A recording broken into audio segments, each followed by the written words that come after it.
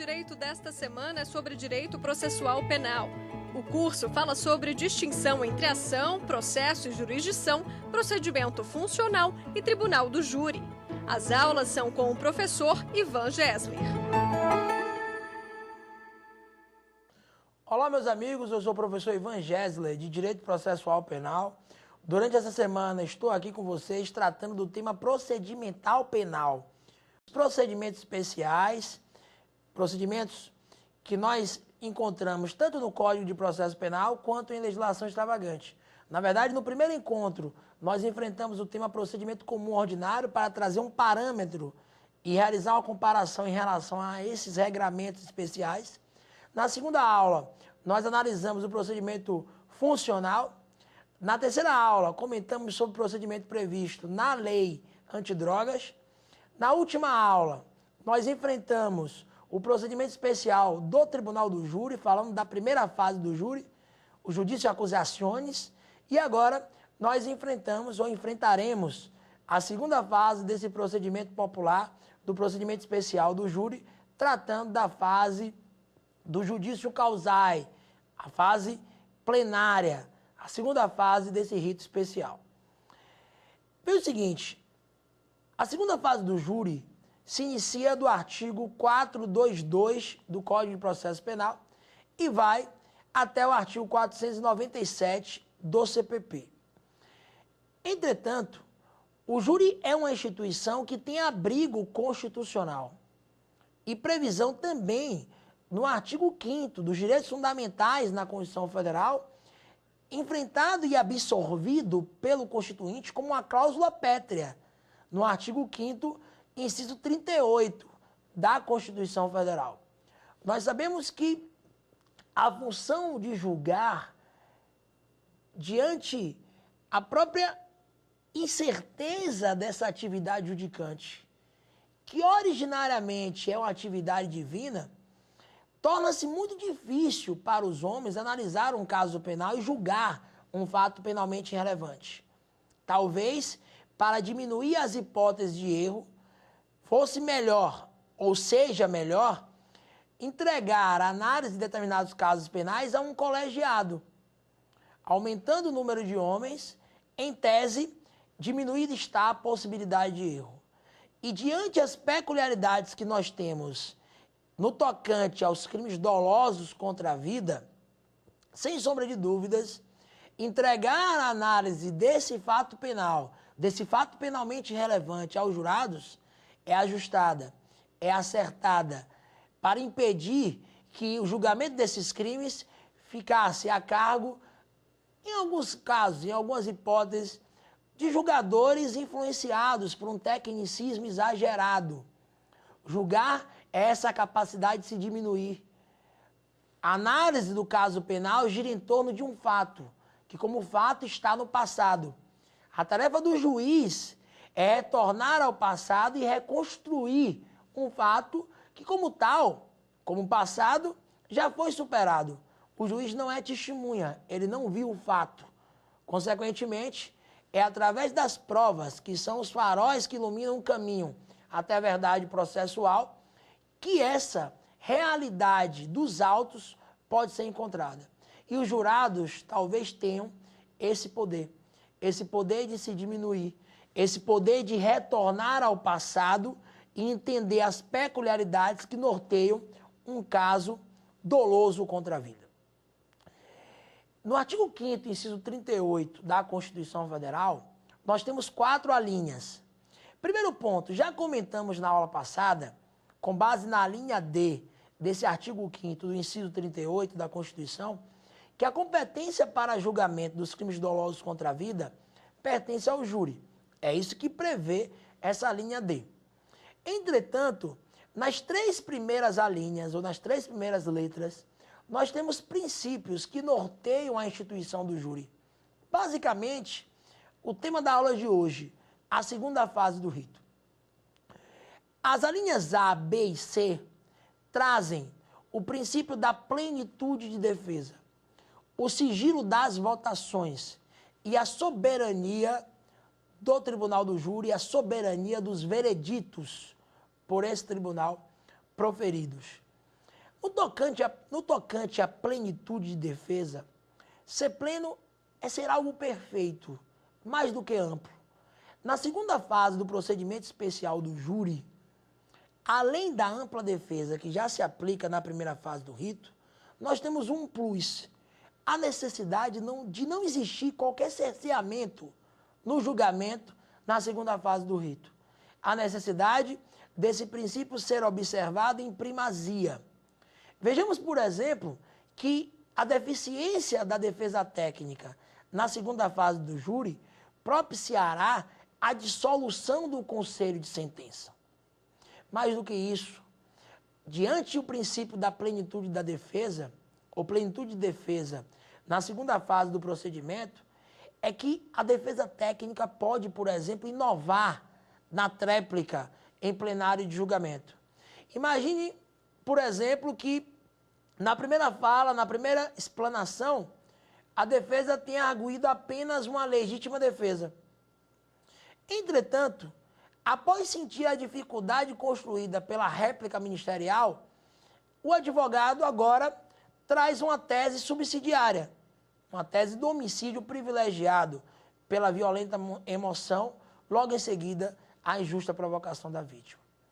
Essa inovação na tréplica não é afastada pelos tribunais superiores e é, de fato, um desenvolvimento lógico da plenitude de defesa consagrada no texto constitucional.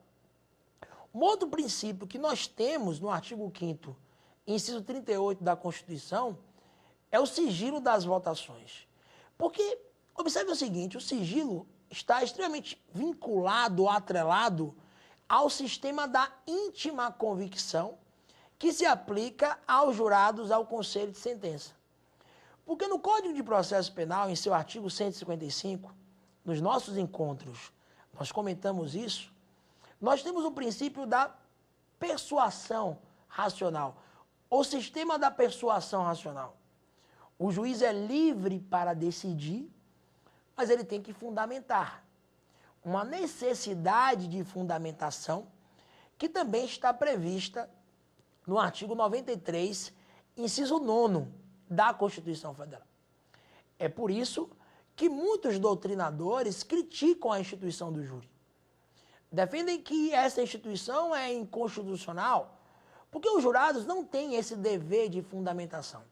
Os jurados vão responder sim ou não aos quesitos a eles apresentados, sem a necessidade de motivar a sua decisão. É o sistema da íntima convicção. Quem vai ter que fundamentar a decisão na segunda fase do júri é o juiz que lavra, eventualmente, uma sentença condenatória. Se os jurados responderem não ao quesito da absolvição. Com relação a esse sigilo das votações, é que nós temos a sala secreta. A sala secreta no contexto da segunda fase do procedimento especial do júri, onde serão apresentados os quesitos e elaboradas, entregues as respostas pelo conselho de sentença. Há também uma incomunicabilidade dos jurados durante o julgamento. Os jurados, claro, não podem conversar acerca de circunstâncias que estão atreladas ou que têm uma ligação com o objeto da situação jurídico-processual, com o objeto do processo penal. E é justamente por isso também, com base no sistema da íntima convicção, com base no sigilo das votações que nós citamos, que os votos hoje são tomados no tribunal do júri por maioria. As cédulas não serão integralmente abertas. Se nós alcançarmos a maioria de sim ou não, respondendo aos quesitos da autoria, aos quesitos da materialidade, aos quesitos da absolvição, da qualificadora, da causa de diminuição de pena, da desclassificação eventualmente existente, de um excesso doloso eventualmente aplicável ou excesso culposo, quando os jurados respondem sim ou não a esses quesitos e alcançamos o número de 4 cédulas, o restante das cédulas não será alcançado, não será verificado. Para assegurar esse sigilo, foi uma inovação da Lei 11.689 de 2008. Então, esses são os princípios mais importantes que nós temos em relação à instituição do júri. O último deles que eu quero comentar é o princípio da soberania dos vereditos. Um princípio muito importante porque tem tudo a ver com a atividade recursal na segunda fase desse procedimento especial. A regra no tocante a ser soberano é ser a última palavra em relação a um caso penal. Ser soberano é ser a última palavra. Justamente por isso, as hipóteses recursais no Tribunal do Júri, na segunda fase desse regramento, são limitadas. Explicitamente no Código de Processo Penal, eu só tenho a possibilidade de apelação contra a sentença condenatória ou absolutória proferida na segunda fase do procedimento especial do Tribunal do Júri. É importante anotar, importa ressaltar que o protesto por novo júri foi revogado em 2008 pela Lei 11.689. O protesto por novo júri, que era um recurso automático, que dava o direito ao réu que foi condenado a 20 ou mais anos de reclusão a um novo julgamento, independentemente das circunstâncias, das demais circunstâncias do caso concreto. Esse recurso que fazia com que os juízes aplicassem penas de 19 anos de reclusão foi revogado em 2008. Agora, surge aí uma questão intertemporal. Quem tem direito, diante essa revogação, ao protesto por novo júri? No emblemático caso Nardoni, o Supremo Tribunal Federal, discutindo essa temática, muito por conta desse caso, entendeu que só tinha direito ao protesto por novo júri o sujeito que foi julgado antes da revogação desse recurso. Então a análise não é se o crime foi praticado em 2007, se o crime foi praticado anteriormente à Lei 11.689 de 2008. Se o sujeito foi julgado antes da revogação de 2008 e aplicado uma pena de 20 ou mais anos, ele teria direito ao protesto por novo júri. O Supremo se apegou ao artigo 2º do Código de Processo Penal, ao princípio do tempus regiato. O tempo rege o ato. E no processo penal, a lei processual penal é aplicada de imediato, sem prejuízo dos atos praticados anteriormente à sua vigência. Poderia-se afirmar que também seria possível a oposição de embargos declaratórios ou embargos de declaração, com base no artigo 382 do CPP e com um prazo de 2 dias, para integrar, para esclarecer uma sentença condenatória, por exemplo, em sede da segunda fase do procedimento especial do júri. De fato, é possível, mas não há uma previsão expressa, explícita, em relação aos embargos para esse procedimento. A apelação, sim. A apelação prevista no artigo 593, inciso 3º, alíneas A, B, C, D, parágrafos 1, 2 e 3 do Código de Processo Penal, sim, tem cabimento para atacar as sentenças proferidas pelo Tribunal Popular. E já que o júri é soberano, que os vereditos proferidos pelo Tribunal do Júri são soberanos, mesmo a possibilidade de apelação nesses casos é limitada. O Supremo Tribunal Federal, no enunciado 713, por exemplo, entende que a apelação do Tribunal do Júri é limitada aos motivos de sua interposição. É limitada ao quanto você alegou e ao que você alegou na sua petição de interposição recursal. Por exemplo, nós temos 4 alíneas no artigo 593, A, B, C e D. Se eu recorrer contra uma sentença condenatória no Tribunal do Júri, alegando apenas a linha D, pedindo para o réu ir a novo júri, e não alegar a C, que busca reduzir a pena do acusado, o tribunal só poderá, com base nesse enunciado, reconhecer e analisar, realizar uma cognição sobre a linha D. Claro que há precedentes nos tribunais superiores relativizando esse entendimento em favor do réu, mas é anunciado, súmula 713, que traz uma apelação que eu posso chamar de limitada, uma apelação limitada no contexto da segunda fase do procedimento especial do Tribunal do Júri. Por exemplo, essa súmula 713, aí pensando em provas de concurso, ou em provas de graduação, exame de ordem, ela cai muito atrelada à súmula 160, também no Supremo Tribunal Federal. É um caso, por exemplo, em que houve uma nulidade no julgamento do Tribunal do Júri, nulidades que eu já citei aqui no último encontro, em parte. O Ministério Público, porque o réu foi absolvido, só apelou para mandar o réu a novo júri com base na linha D, e o STF entende em vários casos que o tribunal não pode reconhecer essa nulidade em prejuízo do réu se ela não foi ventilada no recurso, em preliminar, no recurso da acusação. São as súmulas, portanto, 160 e 713 do Supremo Tribunal Federal. Claro que essa súmula 160 também está vinculada com o princípio da proibição da reformácio impégios, que está consagrado no artigo 617 do Código de Processo Penal. Se apenas o réu recorreu de uma decisão, a sua situação nunca mais poderá ser agravada. E quando o Ministério Público recorre, se o Ministério Público não recorrer para piorar a situação do réu, ou arguindo a nulidade, por exemplo, ainda que a nulidade seja absoluta, ela não poderá ser reconhecida em prejuízo do acusado. Então, nesse artigo 593, inciso 3º do Código de Processo Penal, nós temos essas 4 alíneas. A primeira é a linha da nulidade, que diz que cabe apelação na segunda fase do procedimento especial do júri, quando houver uma nulidade posterior à pronúncia.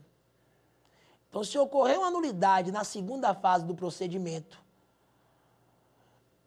é possível a interposição de apelação com base nessa linha A, inciso 3º, 593 do CPP. Claro que a consequência da impossibilidade de convalidação de um ato processual ou de uma nulidade, de uma nulificação, é a repetição do ato. Então, quando eu apelo com base no 593, inciso 3º, a linha A do Código de Processo Penal, o que eu vou requerer é a realização de um novo júri, uma nova instrução em plenário e um novo julgamento. Nós temos várias hipóteses de nulidades na segunda fase do júri. No artigo 564, que é um dispositivo que trata das nulidades no processo penal, óbvio, de maneira exemplificativa, da linha F até a linha L, nós temos aí nulidades que podem ser perpetradas, efetivadas, na segunda fase do procedimento popular. Existem outras que não estão aí no 564, porque eu repito, esse 564 do CPP tem um rol exemplificativo. É o caso, por exemplo, do artigo 479 do CPP, que eu quero comentar com vocês. É um dispositivo importante. O 479 do Código de Processo Penal prevê, em que pese no processo penal a regra ser que a parte pode acostar um documento aos autos em qualquer momento, até na fase recursal. No júri, segunda fase do júri, eu só posso acostar um documento aos autos com 3 dias úteis de antecedência à realização do júri. É isso que prevê o 479 do CPP, que faz uma equiparação documental em relação a jornais, revistas, que tenham relação com o caso concreto. Então, eu preciso acostar esse documento com 3 dias úteis de antecedência para dar vista à parte contrária. O entendimento dos tribunais superiores é de que não basta só lançar o documento aos autos com 3 dias úteis de antecedência. A parte adversa, paridade de armas, contraditório, esse é o jogo processual, tem que ter acesso ao documento também com 3 dias úteis de antecedência para evitar qualquer hipótese de nulidade absoluta. Outras nulidades que nós temos na segunda fase do júri, mencionamos na aula passada, artigo 478 do CPP, vedação que o Ministério Público fale da pronúncia, do silêncio do réu, da utilização das algemas como argumento de autoridade para justificar ou para pleitear a condenação do réu. 478 também veda que as decisões posteriores à pronúncia também sejam mencionadas. Por exemplo, um acórdão confirmatório da pronúncia, que julgou um reze e confirmou a pronúncia. Ele não pode ser mencionado como argumento de autoridade para pleitear a condenação.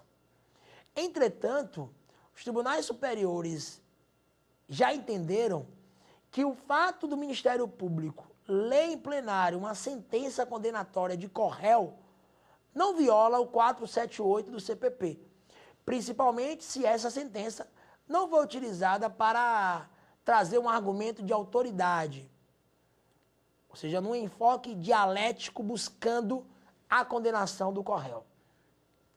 O mesmo deve ser compreendido em relação à pronúncia. Não é que seja vedado citar o nome, pronúncia, em plenário de julgamento. Não, meus caros, não é isso. Eu não posso utilizar o argumento como autoridade. Eu não posso utilizar a pronúncia como argumento de autoridade para pleitear uma sentença condenatória, um decreto condenatório. Nas alíneas B e C do 593 do CPP, inciso 3º, o erro é do juiz presidente da sessão de julgamento. É o juiz presidente que julga contrariamente ao texto expresso da lei penal, julga contrariando a decisão do júri. É a linha B, por exemplo. Imaginem que você, no tribunal do júri, levanta a tese de homicídio privilegiado.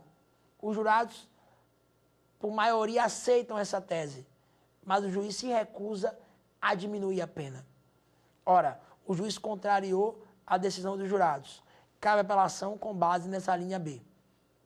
A linha C fala de um erro ou injustiça na aplicação de pena ou medida de segurança. É o que prevê o 593, inciso 3º, a linha C do Código de Processo Penal. O erro também é do juiz, que aplica, por exemplo, uma sentença condenatória com bis e idem, revalorando elementos que já constituem a estrutura do delito, a estrutura tripartite do crime. O juiz que não aplica o método trifásico de maneira correta. Primeira fase, análise das circunstâncias judiciais. Segunda fase, agravantes e atenuantes. Terceira fase, causa de aumento e diminuição de pena. O juiz que coloca uma pena base acima do mínimo, mesmo sendo todas as circunstâncias judiciais favoráveis ao agente, nos termos do artigo 59, 67, 68 do Código Penal. Então, se há um erro do juiz na fixação da reprimenda penal, cabe apelação com base nessa linha C. Uma peculiaridade aí é que nas alíneas B e C, o tribunal, ao julgar a apelação, pode exercer um juízo rescisório, pode reformar integralmente a decisão, diminuir a pena, aumentá-la, se o recurso for do Ministério Público, pode corrigir o erro do juiz. Se o juiz não aplicou o privilégio, mesmo tendo os jurados reconhecido essa causa de diminuição de pena, o Tribunal de Segundo Grau vai aplicar a causa de diminuição se der provimento, por exemplo, à apelação. É isso que nós temos nos parágrafos 1 e 2 do 593 do Código de Processo Penal.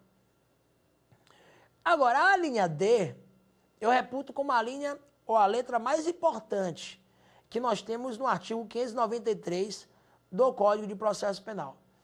Ela diz que cabe apelação contra as sentenças proferidas no tribunal do júri quando a decisão for manifestamente contrária à prova dos autos.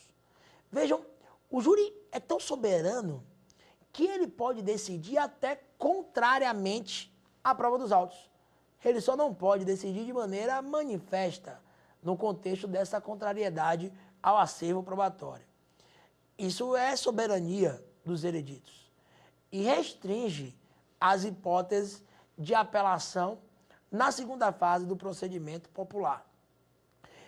Quando nós vamos verificar a existência de uma decisão dos jurados manifestamente contrária à prova dos autos, quando só houver, por exemplo, provas para absolver e os jurados condenaram. Quando só existiam provas para condenar e os jurados absolveram. Se a prova for repartida para as partes, se existirem provas para o Ministério Público e para a defesa, os tribunais superiores entendem que a soberania do júri deve ser preservada. E não se admitirá, ao menos para dar provimento, essa apelação do 593, inciso 3º, a linha D do Código de Processo Penal. E mais, é importante perceber o seguinte: quando o tribunal julga essa apelação, o tribunal não vai exercer integralmente um juízo rescisório. O tribunal não pode absolver quem foi condenado. O tribunal não pode condenar quem foi absolvido. Isso eu falo Tribunal de Justiça, o TRF, a depender da competência no caso concreto. O Tribunal de Apelação, o Tribunal de Segunda Instância, o Tribunal de Segundo Grau. O que o júri reconhecer, só ele pode retirar. E o que o júri retirar, só ele poderá reconhecer. Como assim, professor? Senhores, entendam. Se o júri diz não ao quesito da absolvição, será necessário um novo julgamento, que o tribunal encaminhe o réu a novo júri, quando 7 novos jurados vão ter que eventualmente dizer sim. Se o júri disse não a uma qualificadora, será necessário que essa apelação, com base na linha D, seja provida, para que, em um novo julgamento, em um novo júri, por determinação do Tribunal de Justiça, o Tribunal de Segundo Grau, a qualificadora possa, eventualmente, ser afastada. Ou se for reconhecida antes, afastada. Se for afastada antes, reconhecida. O que o júri reconheceu, só ele pode retirar. O que o júri retirou, só ele poderá reconhecer. Então, tudo que nós quesitamos aos jurados, à luz do artigo 483 do CPP, compete à sua soberania retirar em um novo julgamento. Entretanto, com base no parágrafo 3º do artigo 593 do Código de Processo Penal, só se admite essa apelação por uma única oportunidade. Mesmo que seja o Ministério Público que interpôs a apelação, em um caso concreto, se o réu foi absolvido e o Ministério Público apelou, e o Tribunal de Segundo Grau deu provimento a essa apelação, determinando a realização de um novo julgamento, e agora, no segundo júri, com 7 novos jurados, sob pena de nulidade absoluta, o réu é condenado, o acusado não pode, a defesa técnica não poderá apelar com base nessa linha D. Então, não importa quem foi beneficiado ou prejudicado, a linha D só pode ser utilizada por uma única oportunidade. É o que prevê o parágrafo 3º do artigo 593 do CPP.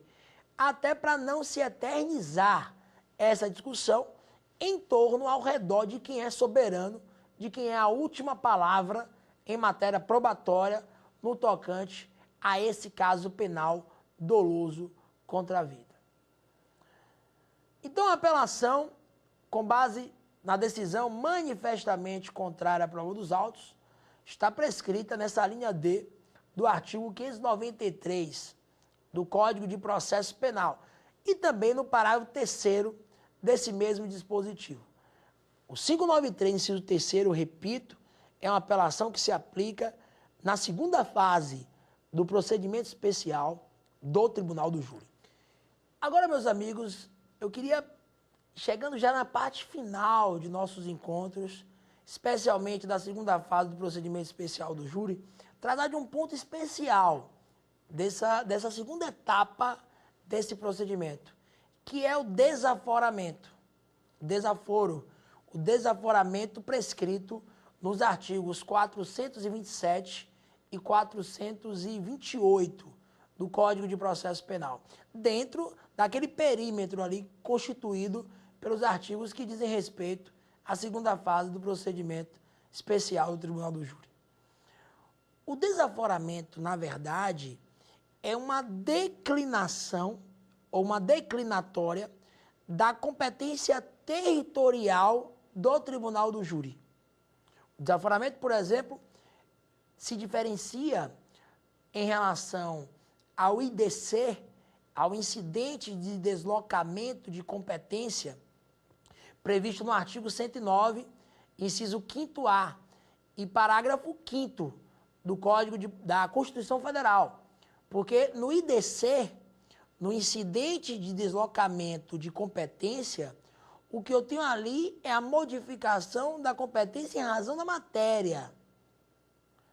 Eu vou declinar da competência da Justiça Estadual para a Justiça Federal, por decisão do Superior Tribunal de Justiça, sendo provocado pela Procuradoria-Geral da República, porque há uma grave violação de direitos humanos, há um risco de sanções internacionais ao Brasil, por conta dos pactos internacionais que o Brasil é signatário, do que o Brasil acordou para a proteção dos direitos humanos, e uma ineficácia dos órgãos de cunho estadual, dos órgãos estaduais.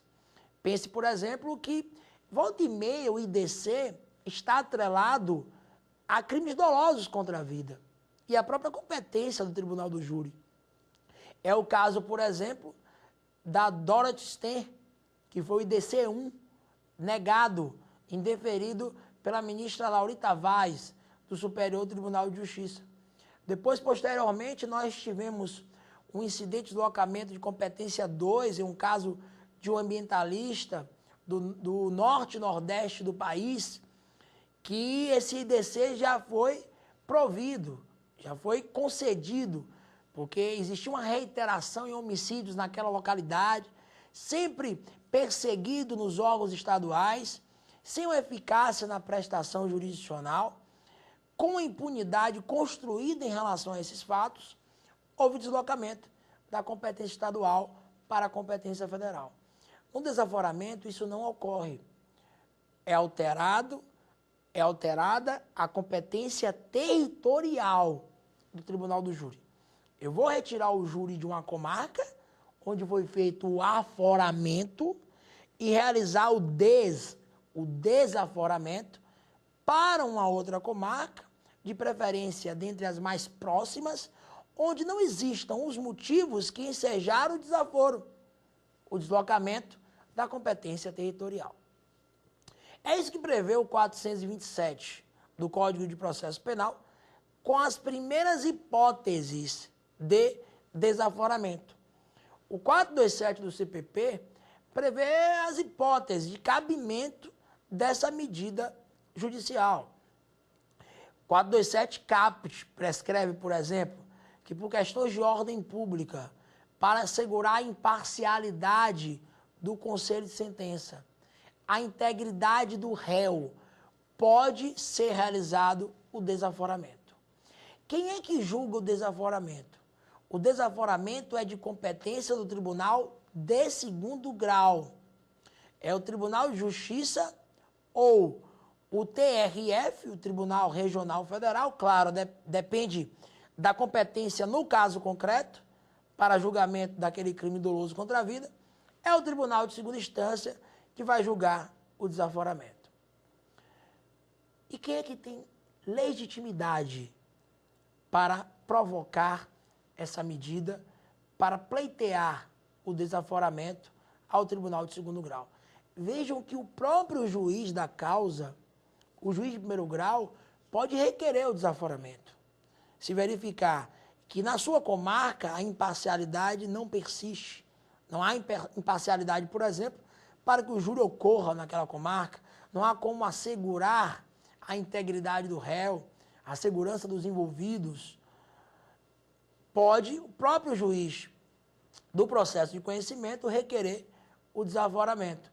Como pode também o Ministério Público, o assistente de acusação, o querelante subsidiário e o acusado, o réu, podem requerer essa medida, podem requerer o desaforamento.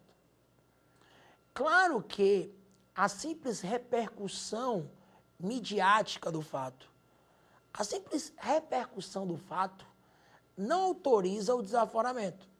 Então, por exemplo, caso Nardoni, ocorreu em São Paulo. Não adianta eu desaforar de São Paulo para Bahia, porque a repercussão existe em todo o território nacional.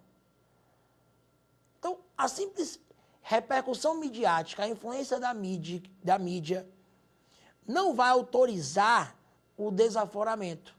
Essa é a posição dos tribunais superiores em relação a essa medida, em relação ao desaforamento.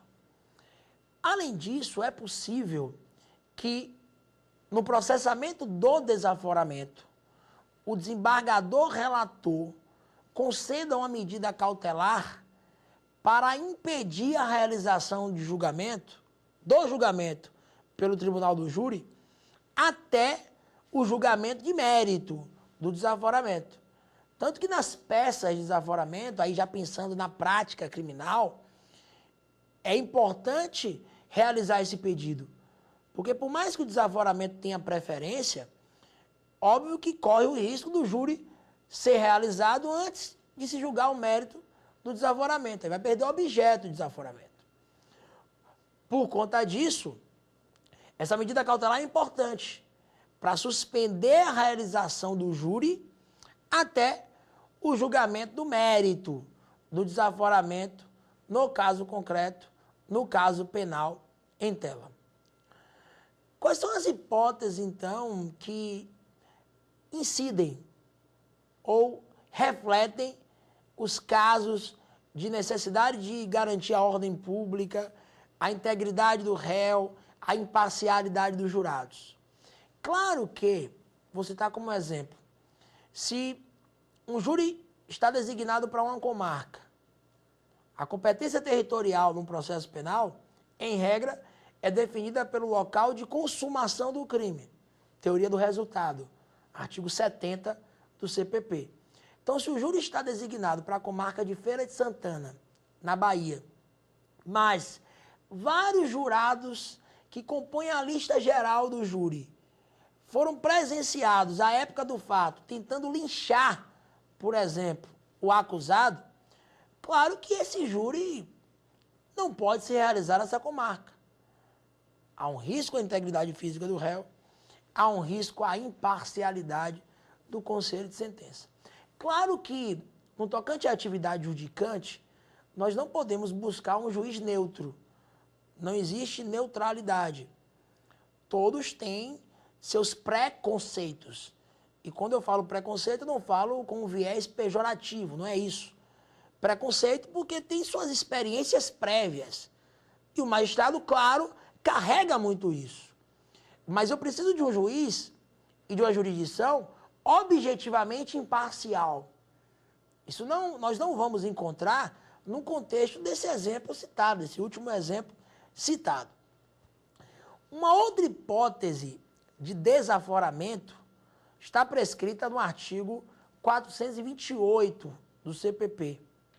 Se o júri não for realizado num prazo de 6 meses a partir da preclusão da pronúncia, por um excesso de serviço, é possível também a efetivação, o deferimento de um desaforamento.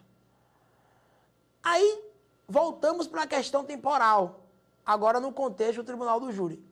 Claro que, pelo fato do júri ser um procedimento bifásico, não é incomum ocorrer excesso de prazo no tocante ao procedimento especial do tribunal do júri.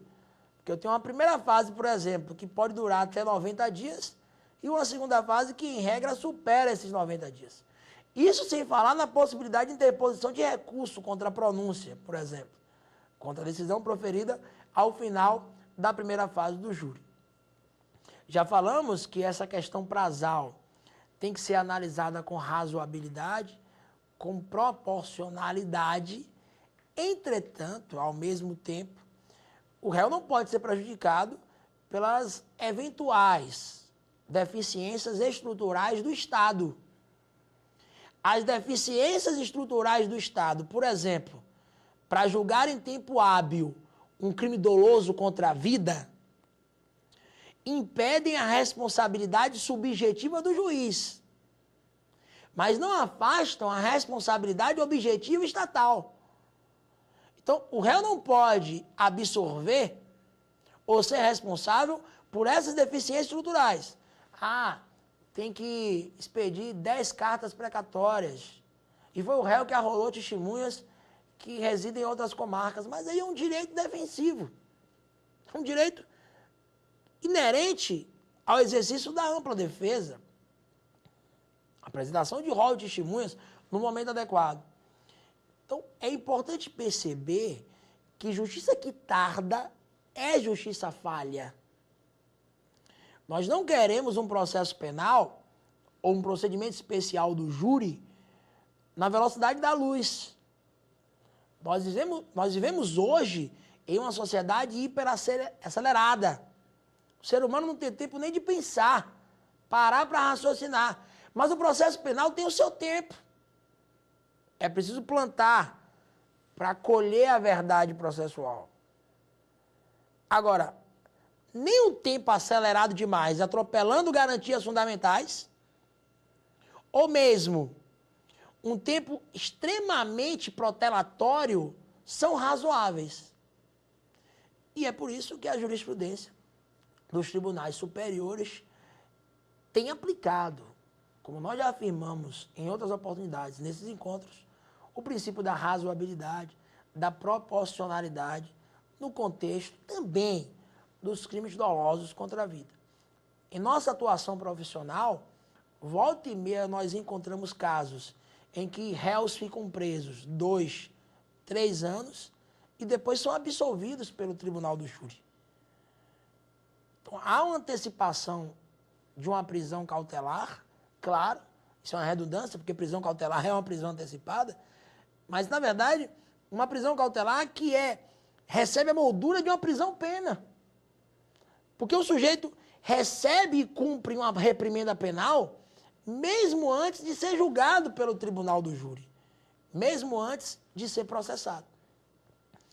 Tanto que não é incomum que no júri, nos debates, por exemplo, muitos jurados absolvam ou possam absolver o réu com base no quesito genérico da absolvição, que hoje existe um quesito, desde 2008, genérico da absolvição, em que o jurado vai ser perguntado, o jurado absolve o réu, e o réu pode ser absolvido por qualquer motivo. E muitos jurados absolvem o réu porque o réu, por exemplo, ficou preso 5, 6, 7 anos sem ser julgado. E aí o júri pensa, olha, eu já tenho dúvida se o réu é culpado ou não, se há responsabilidade penal. Como ele já cumpriu uma pena antecipada, eu vou caminhar para a absolvição. Claro que é o que nós imaginamos, porque volta e meia são alegações defensivas. Alegações feitas por conta desse excesso prazal.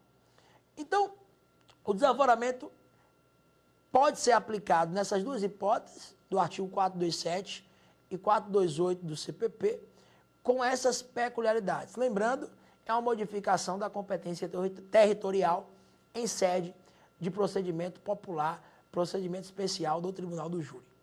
Tem uma decisão interessante do Supremo Tribunal Federal no tocante ao desaforamento.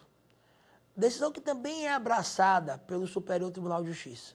São posições do STJ e do STF. No que diz respeito à execução provisória da pena.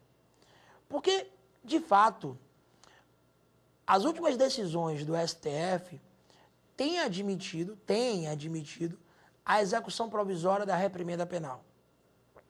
Vale dizer, o STF passou a entender, inicialmente no julgamento de um habeas corpus, depois em ações declaratórias de constitucionalidade, de que após o esgotamento da segunda instância, após o fechamento integral das vias recursais em segundo grau, o réu já seria possível o cumprimento da sanção aplicada da sanção penal. Isso porque o recurso especial e o recurso extraordinário, na visão do Supremo, nesses precedentes, não atingem a matéria probatória. Em recurso especial e em recurso extraordinário, eu não posso fazer exame aprofundado da prova.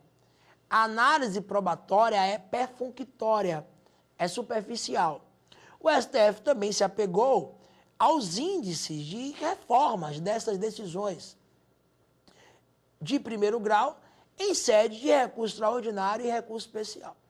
Então, a partir daí, nós passamos a admitir, na verdade, tanto o Supremo como também o Superior Tribunal de Justiça, que após esgotamento da segunda instância, mesmo na pendência de recurso especial e recurso extraordinário, fosse possível o imediato cumprimento da pena.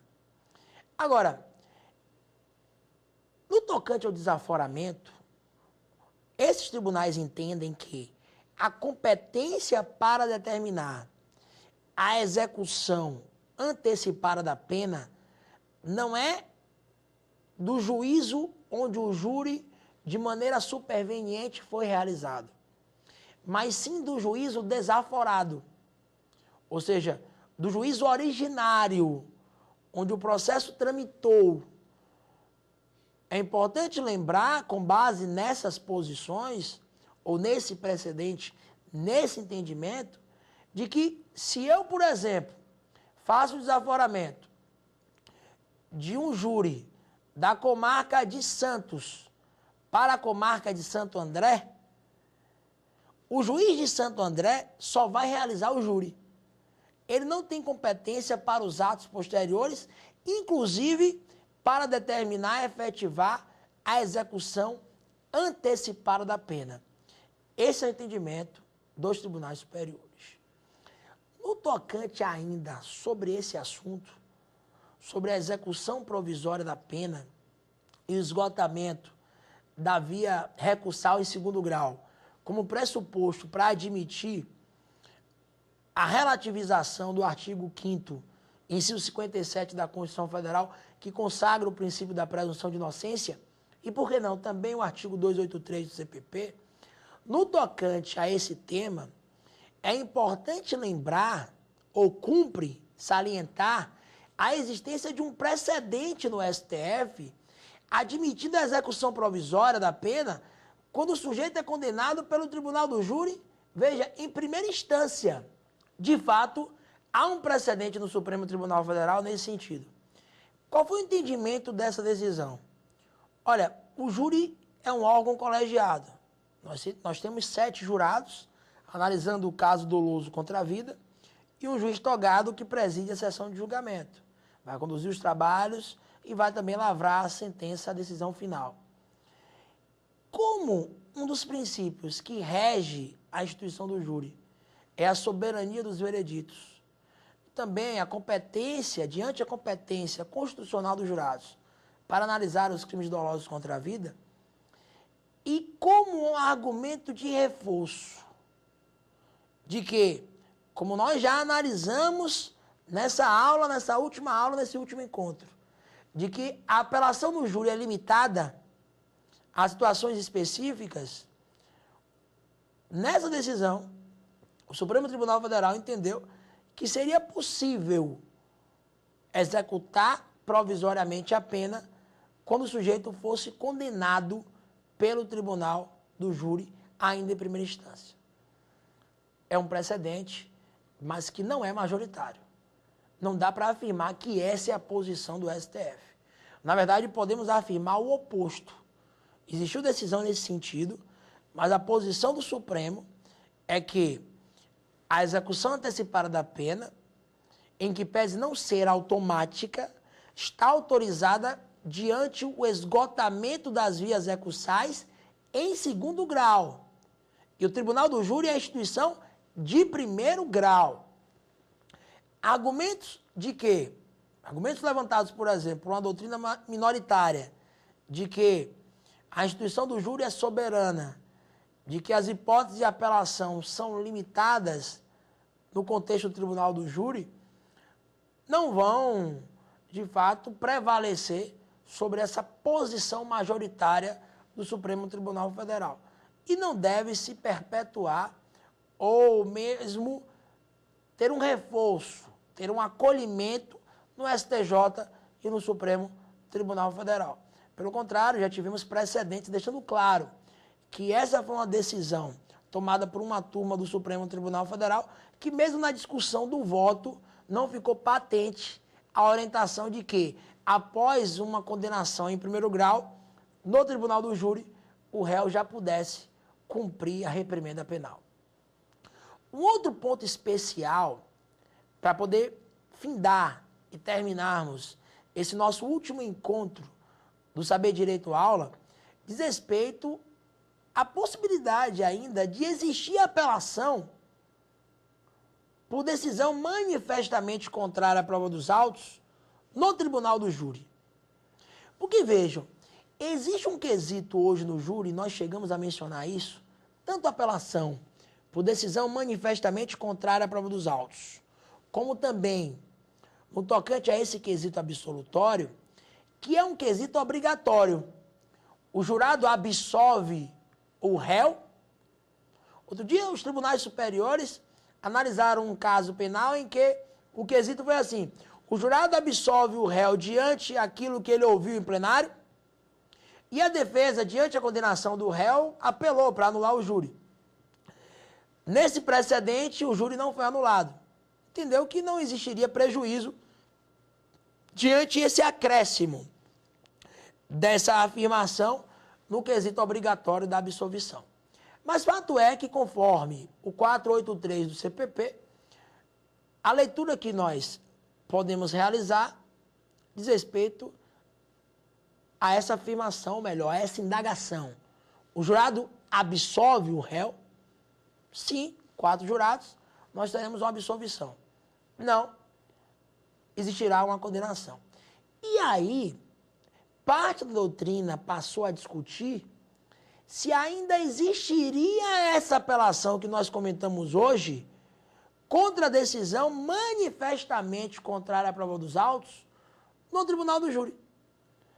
Porque agora, se o júri pode absolver o réu por clemência, se o júri pode absolver o réu porque o réu tem muitos filhos, se o júri pode absolver o réu porque o réu está há muito tempo preso, se o júri pode absolver o réu porque a vítima tinha muitos antecedentes, se o júri pode absolver o réu porque o réu é ou não é policial militar, se o júri pode absolver o réu porque ele teve uma atuação comedida em plenário e saiu bem no seu interrogatório, se o júri pode absolver o réu por qualquer motivo, como seria possível recorrer contra essa decisão absolutória?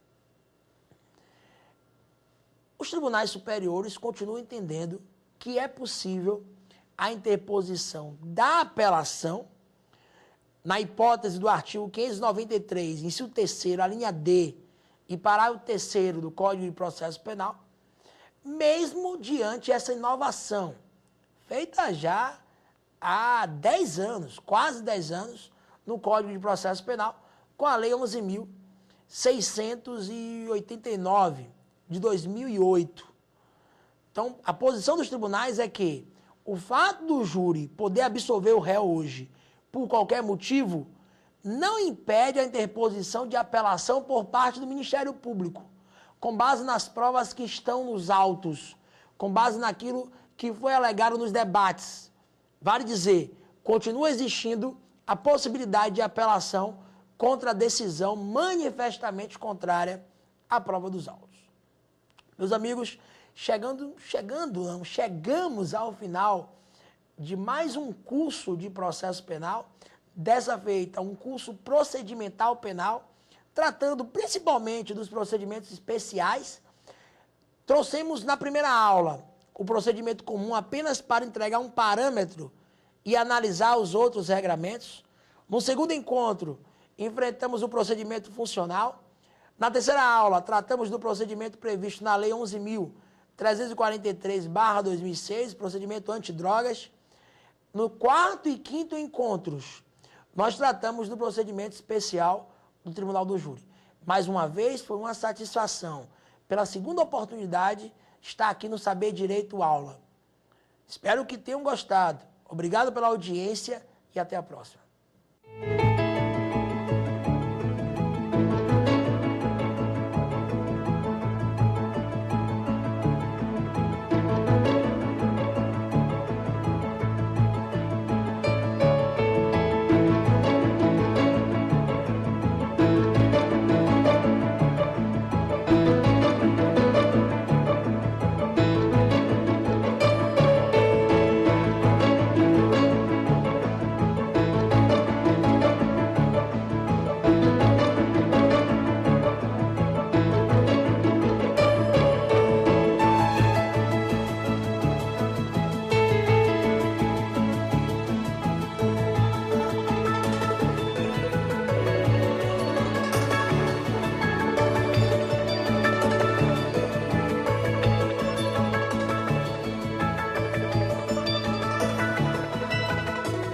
Gostou das aulas? Qual tema você quer estudar aqui?